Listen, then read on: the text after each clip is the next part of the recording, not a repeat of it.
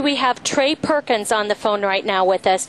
He was actually at Norris Hall in the room where the shooting took place.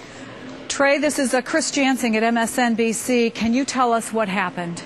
Yes, ma'am. I was in my German class this morning. I remember looking at my phone. It was about 9:40, and we started to hear some loud pops.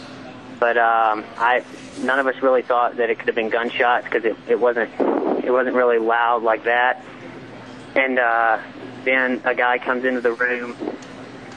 He shot our teacher, and then we all got on the ground real quick, and he started just shooting around at different people. I'm not sure how long it lasted. It felt like a really long time, but it was probably only about a minute or so. And then he finally left the room, and myself and two other students, one of whom is Derek Odell, who had called in earlier, and we went up to the door and put our feet against it to hold it shut in case he started to come back again. And he started to try to open the door again and then started to shoot through the door, probably 4, 5, maybe 6 shots. Fortunately, none of those shots hit anyone, and he finally stopped trying to get in the room and I guess continued on to other rooms because we kept hearing shots. And after that, I just went around and tried to help people that were shot, just with taking off my sweatshirt and just trying to stop any bleeding that I could, and just doing anything that I could to help people. What was the scene like in your room after he was gone? It was, just so hard to describe. Just people shot, just blood pretty much everywhere. Just completely unreal. It's just so hard to describe. Trey, did he say anything throughout this time? Not a word. He didn't say a single word the whole time. So there was never any indication of why he was doing this? Not at all. He didn't say get down. He didn't say anything. He just came in and started shooting. Did you get a good look at his face? Can you at least describe how he looked? Was he calm? What did he look like? He looked, I guess you could say serious.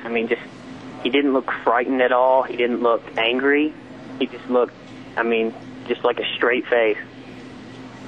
And when this all started, Trey, what went through your mind, and what did you try to do? Oh, I got on the ground, and I was just thinking, there's no way I'm going to survive this. All I could really think about was my mom, and just what she would go through if something were to happen to me.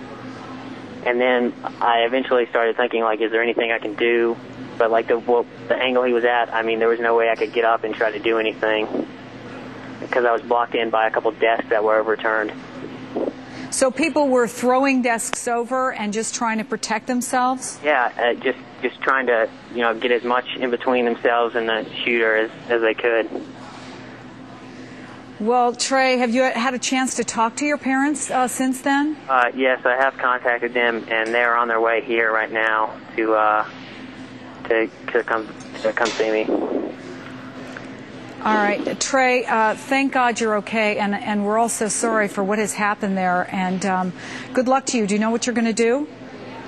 No, not really. Just I guess I'm going to try to get in touch with some people that were also in the classroom that are okay, and just talk to them and just try to get past this, I guess, and I just feel so terribly for the people, families, and the people that were killed.